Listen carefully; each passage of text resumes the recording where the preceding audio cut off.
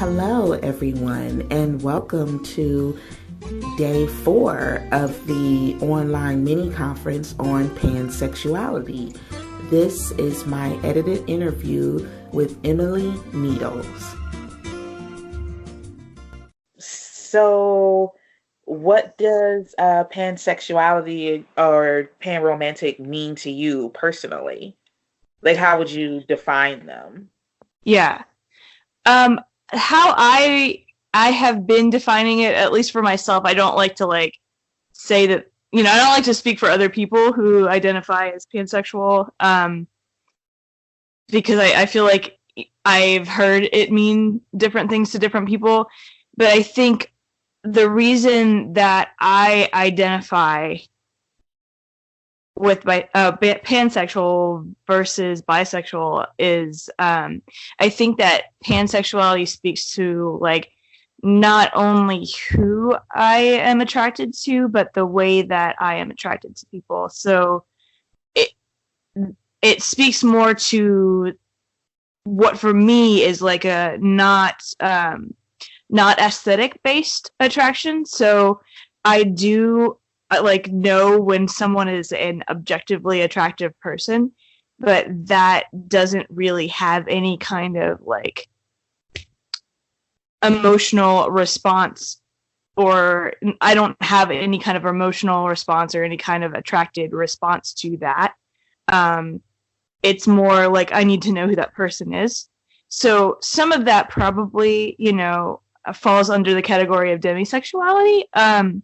Yeah. I haven't really looked into that a lot, only because to me, pansexuality works as a label, and yeah, that's fine for me. I think that's really what, I've heard other people define it as attraction regardless of gender, and to me, I think that just makes sense. I mean, if you're pansexual, you're saying that gender is not an objective, and to me, I would take it one step further and say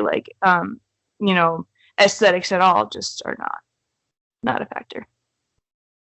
Oh, okay. Huh. That's neat. That's a neat definition. I like that. Thanks. Do you think pansexuals should fight to not be lumped in with bisexuals, or just find common ground with bisexuals and in the fight to be accepted? I think maybe a little bit of both, honestly. I think that it is important for people to be able to have the label that feels right to them. So I feel like it is important to fight for it in that sense, fight for it as a distinct sexuality. But I also feel like there is a need for people who identify as pan and bi to work together to be distinguished outside of the rest of the LGBT family, I guess, because we neither of us gets the acknowledgement that is deserved by being, I think, from what I have read, the most the largest part of the community. So I think that he is the largest part. So there are more people who identify that way than any other category within the LGBT community. So I think in that regard, I would say that there's work that needs to be done together, and I don't think that you can't do both. I think that we can work together as a group of people who are not, monosexual, I guess. And also insist that there is recognition for the ways that we're different within those groups. Yeah. Yeah. Let's say I usually hear either or, maybe, we should, pansexuals should just distinguish themselves and no, we're not the same as bisexuals, or we should, just work together, but never, there's room for both. Yeah, I think I know that I know that I know a lot of bisexual people that kind of they do take offense sometimes when we have discussions about like the differences between pansexual and bisexual, because a lot of times people have really misconstrued what the difference is between the two, and so a lot of times bisexuals get blamed for being transphobic because people think, well, if you're bisexual, you're only, attracted to cisgender, men and women. That was actually my next question too. Oh, okay. Jump the gun. If you run into that where, bisexuals are, oh no, you're into the gender binaries and, you're not trans friendly. So yeah, I don't actually think anybody that I know in real life who identifies as bisexual is anything close to being transphobic. So I do understand that frustration with feeling like people think that, pansexual is the inclusive term and bisexual people are transphobic, because I don't think that goes together with bisexuality at all. It's not the case for anyone that I know who in real life, who identifies that way. They're absolutely attracted to, cisgender, transgender, non-binary people as well. I, for a long time, when I first started using the term pansexual, thought that it was exclusionary toward non-binary people, because I could understand why that would be. But when people started using the definition for bisexual, that was my gender and other genders, then obviously that includes everybody. Because in my mind, I was thinking, okay, well, if somebody does not fall within that gender spectrum, and maybe that's what, but that's not the case. There's not any, as far as I can tell, any like any exclusion of like bisexual people, of people who are non-binary or genderqueer. Well, I mean, and I definitely agree with that. It does make me wonder, though, what is the difference between bisexuals and pansexuals? I think it's like a personal preference, and I almost think that, just from the definitions of like the people I know about like who they're attracted to, I don't think it has. I think that bisexuals and pansexuals are attracted to the same group of people. I think it's just a difference. I mean, I don't know. Maybe I don't know exactly for sure, but I think that most people that I know who are bi would say that they're attracted to the same people, same group of people, that same gender groups of people, I guess, that I would say that I'm attracted to. So I guess like trying not to speak too much for any one group, I've always thought pansexuality to be like more of a comment toward how you are attracted to people. But again, I don't know if that's just me. I don't actually. Yeah. I don't know if it's just me trying to lump demisexuality in with who I'm attracted to as well. But. Yeah. Why do you think with bisexuality it's just automatically considered like just promiscuous and out there, but pansexuality is automatically just like what? And just sort of a special snowflake thing. Yeah. I feel like it's because of lack of information. I feel like pansexual is a term that people maybe haven't heard as much, and so they're just not really sure what it is. And I think there is this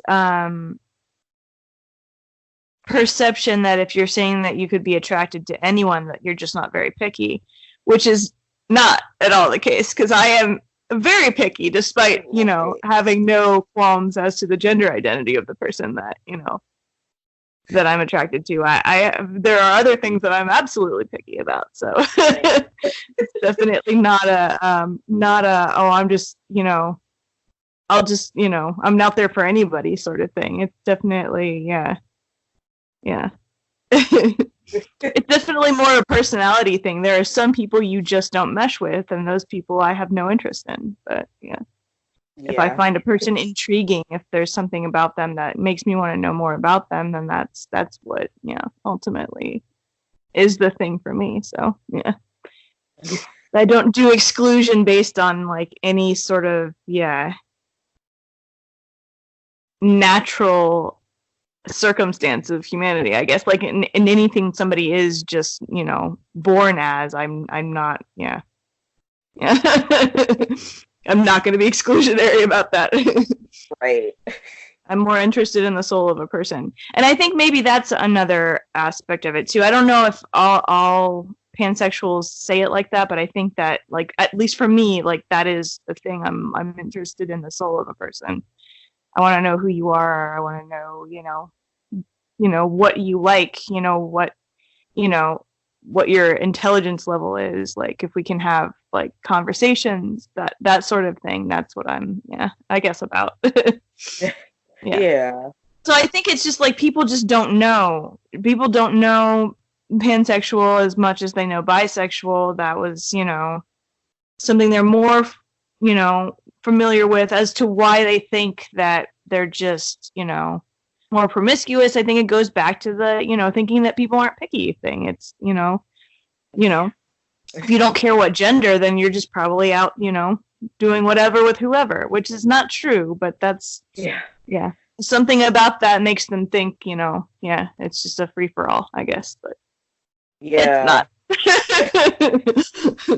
And I never thought of that too, but that's probably where that comes from. Like, well, if you care what gender, then you're just out here just guys, girls, wherever. It's like, no, not really. Right. There are still some things that that are factors. There are still some factors. It's just that gender isn't. It's really hard for people to get past that. For whatever reason, it's really hard for people to get past the fact that gender does not matter to you. Yeah. I think it's just because we're raised in a society where, gender like really matters. Like, I mean, even before you're born, like the doctor telling you you're having a girl and everything is all pink and, like gender is, it's like a part of us. Yeah, for sure. If someone is like, I don't care about gender when it comes to relating to someone, it's like, what? Like, how's that possible? Right. Like they can't wrap their head around it because gender is just like pushed down our throats. And they, I feel like people think that's all that there is to a relationship, as far as like how you figure out how to relate to another person. All it is gender, which is ridiculous. There's so many other things. There's like so many other like, like obstacles in relationships that are not at all gendered.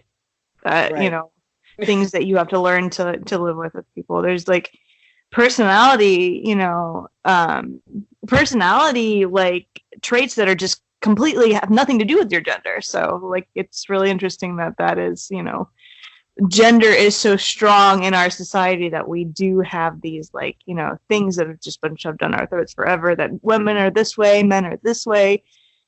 It's not always the case. So if you're able to get past that, I guess, like thinking that, all women have these sets of personality traits, all men have these sets of personality traits. If you can get past that, then it becomes easier to understand that, like, if there's no difference between genders, then really, a person is a person. So it's easier to understand that attraction. I mean, there's physical, some people are just attracted to one physical form and that's it. So like, that's, perfectly understandable. But I think a lot of what makes people not able to understand not only having attraction to one specific gender is the fact that they think, some of these personality things and some of these like ways that people relate to each other are so gendered that how would you even have a relationship with somebody who is, or how would you not see the difference between dating a man or dating a woman? Or have a for one or the other.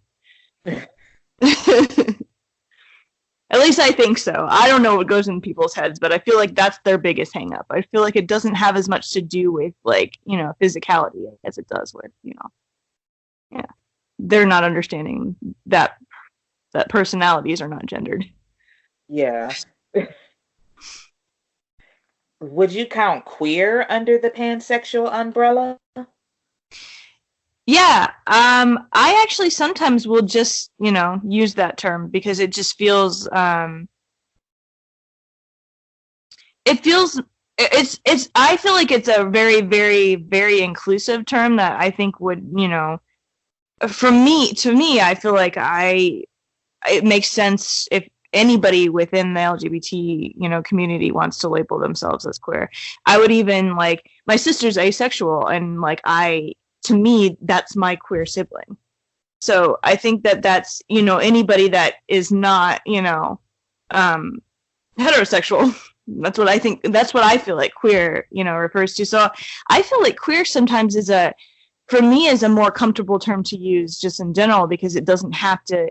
I feel like because I don't have to be saying to somebody that I am any specific label, and they're just, I'm like talking about my sexuality to them, like talking about like who I like to have sex with, sort of like thing.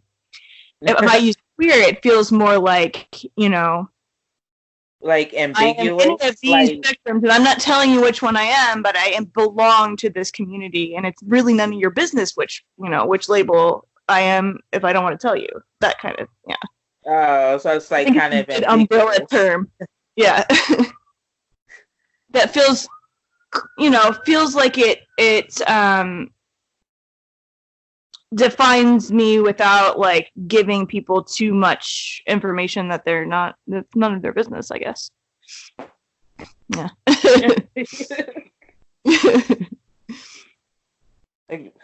What do you wish people knew about pansexuality in general? I guess that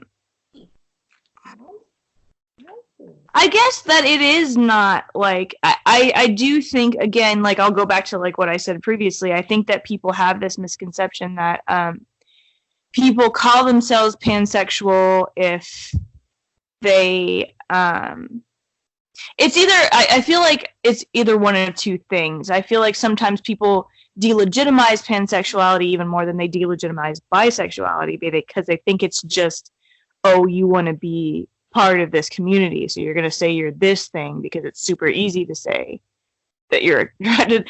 I feel like there is that kind of misconception that pansexuality isn't a real identity. It's just some major thing for people to attach themselves to a community they're not really part of. That's what I feel like sometimes that label, like, I think sometimes, especially among other queer people, maybe not so much bisexuals, but like people who are gay or lesbian, I think sometimes have that kind of misconception about pansexuality. And then, on the other side of things, there's like that misconception where people do think that you're just not picky because you're just like, yeah. For whatever reason, you're just, you'll just date anybody, which, I mean, I guess that's a weird, like, thing to get upset about, maybe, because it is true, like, but it's not, it's not about not being picky, because, again, there are things you're picky about. Yeah. It's just, gender's not the thing. Yeah. So just, I guess this opportunistic sort of, like this attitude that people who are pansexual are opportunistic and will just date whoever is kind of not really true. It's it's just, again, gender is not the obstacle. Yeah. Those seems like sort of a slut shaming thing. Yeah, for sure. Definitely, I feel like it could be, and I feel like that's true of people, in the bisexual community too. I think they get that as well. I don't think that aspect is actually very different. I think that, like you both get, both groups I think get that. But pansexuals I think get that's not a real thing. That's just something that you're, yeah. Yeah. It's that thing that, bisexual women sometimes get too, like, oh, you're just doing this for attention. Yeah. Which, no. It took me way too many years of suppressing this part of myself to, like, you know, come out, like, much later in life than my gay and lesbian friends did, to let you say that this is something I'm doing for attention. Right. Nothing I do in life is done for attention. Trust me. I do not want it.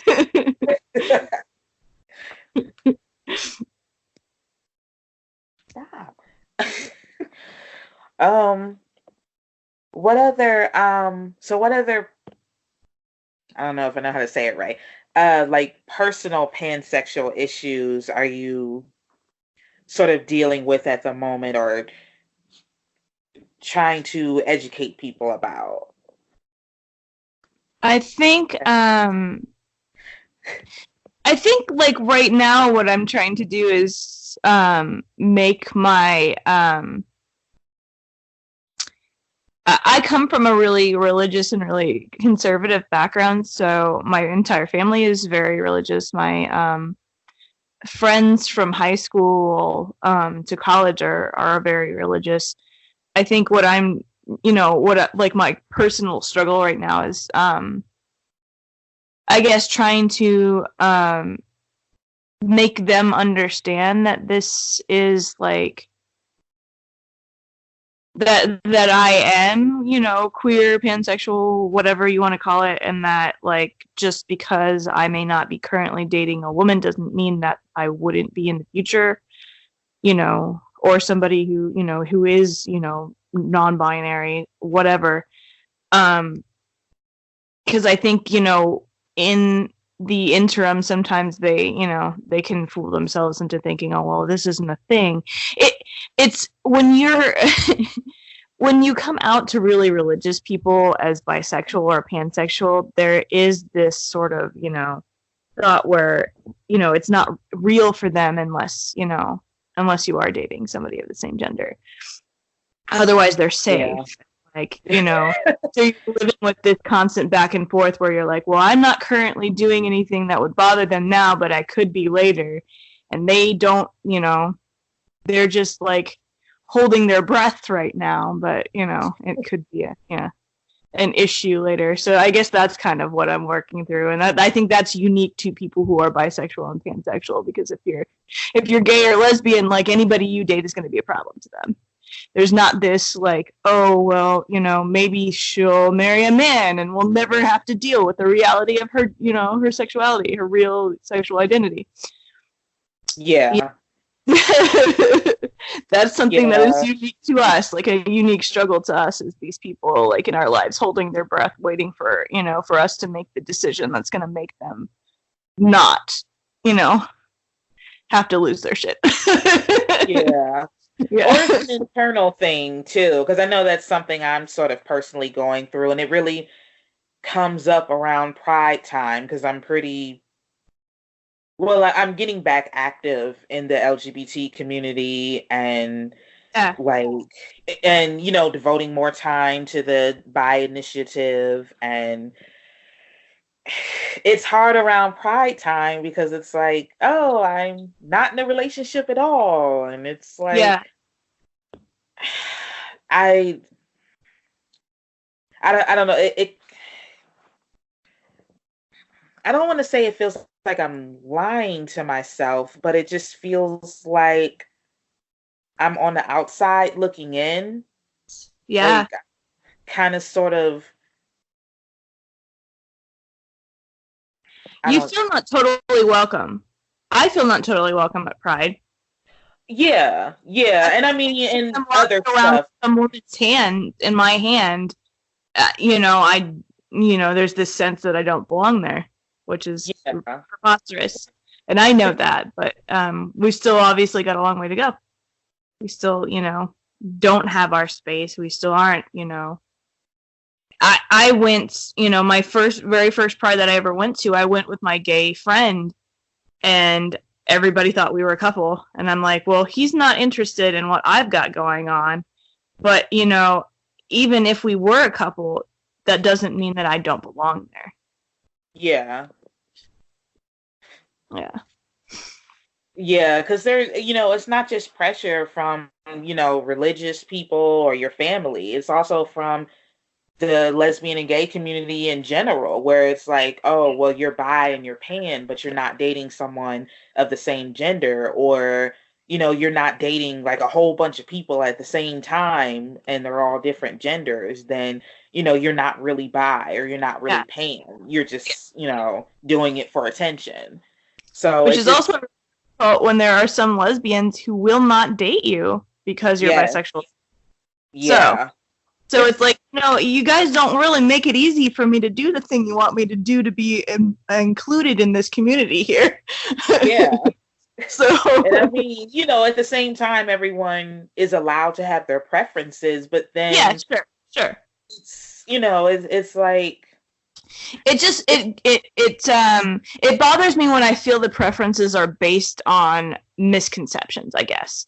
yeah, Because really what it is like this fear that, you're gonna leave them for a man, which is like, who said this relationship was ending right when we started it in the first place? And who right. says it's gonna be a man? And why is that the thing that is, that's so terrible for you? Like, why is that the yeah. I don't It know because almost, I'm not a lesbian, but I it's hard for me to understand why that particular thing is so terrible. Like, anybody you date can leave you for someone else. That's just people not, respecting a commitment that they've made to you, yeah, It's not, yeah. Yeah.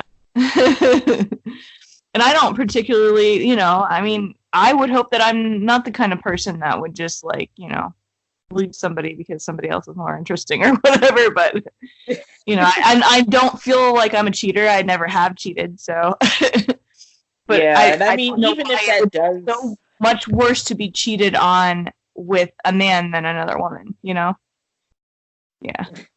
That's what I don't understand, but but I mean, even if that does happen, I mean, even if that fear came about because it was happening, that doesn't mean that all bisexual people or all pansexual people are cheaters yeah. No. or just flighty, like, oh, this is great, let's go to the next best thing, like not Yeah. all of us are like that. But Right. Not every bisexual or pansexual person feels like they're missing out if they're not dating one person of either gender. I know that there are some people, some bisexual people who are polyamorous who that is true for. They really do feel like they need to be dating a man and a woman. That is not, I think that's a pretty small minority of us, though. I don't think that there are, it's kind of like this, like, there is that misconception that, okay, if you're not dating a man, that you're going to miss that and you're going to want to go back to it. I mean, do you, as somebody who's only attracted to one gender, miss every other woman out there when you're dating? It's a person. It's the person. It's really not about the gender, and that's what people do not understand. It's the exact same thing. You don't feel the need to be dating every woman in the world. I don't feel the need to be dating every kind of person in the world. That's what is frustrating to me, I think, is like, no, I'm not going to. I am dating one person right now. I'm actually not, no disrespect to people who are polyamorous. That's totally fine. I'm not. So I am a monogamous person. I would want to be dating one person, and I would not be thinking about, everything that I was missing out on because I am with this person. Yeah. yeah, Yeah. That's what that's the thing that irritates me, is like when people try to put words in your mouth, like, oh, or like you don't know yourself enough to know that you wouldn't miss like men if you were dating women, or women if you were dating men. yeah. I am me. Trust me when I tell you, I know for myself that it's not really like that for me. That's not, that's not a issue that I struggle with. Yeah. But yeah, it kind of, that is true for, and that's fine for them, and they need to be upfront about that when they enter a relationship with somebody, and then everything's fine. Yeah. But that's not my, that's just not how I am oriented.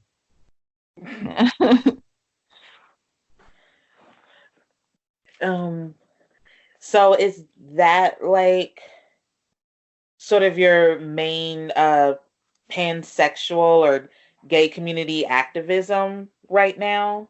Is just sort of like you said, trying to get people to understand that pansexuality is a thing and that Yeah, I would say so. I probably am not as everyday focused on that as I am, like, because I do other types of activism. I'm actually more focused in like racial justice and like class-based activism. So for me, like that's kind of gone on the back burner a little bit. What I kind of end up mostly doing is just trying to like have conversations with people when it comes up, when the subject comes up, to just try to be like, okay, well, this is how, what my orientation is, and this is like this, yeah, the struggles I have. Just try to, talk to people when it feels like they're, not getting things. But I haven't been really as active about it as I've been with the other sort of activism I do. So, which, is good and bad, I think, because, there's lots of things that are like very important. It's not that I don't think that this is important either. It's just that, yeah, right now that's where I'm putting a lot of my energy, and so yeah. yeah. Do you do that as like a profession, or is that just sort of No, like a full-time no, it's activism? just like it's like a part-time job after my full-time job. It's not even like a official. Like I'm on the steering committee of the Cleveland Democratic Socialists of America. So it is like a job, but it's nothing I'm getting paid for or anything like that. It's just it's just totally volunteer work I do after my day job. But yeah, Uh-huh. I would love to be doing something like that, and having that be the way that way I support myself. But that's just not in the cards right now. But yeah, I mean, the same thing with this. Like, well, I just sort of like threw myself into it and just disappointed myself because I was like, Yeah, there was no visibility. So I'm like, well, I gotta try and that's do awesome. something, get it out That's how there. you do So anything. You just jump in and like you're never gonna feel like you're the person for the job, but like you're the person who's out oh there doing man, the job. So I yeah, never feel like I'm a person for the job. me I'm either. like Yeah, so introverted. Like, oh, I'm yeah. trying to do these interviews. Like, no. Well, you're doing well though. Yeah, and this is a really uh, good idea, and I appreciate that you're doing this because it is important. So like, yeah, more power to you for like saying I'm gonna do this. Nobody's doing this. I'm gonna do this. So yeah.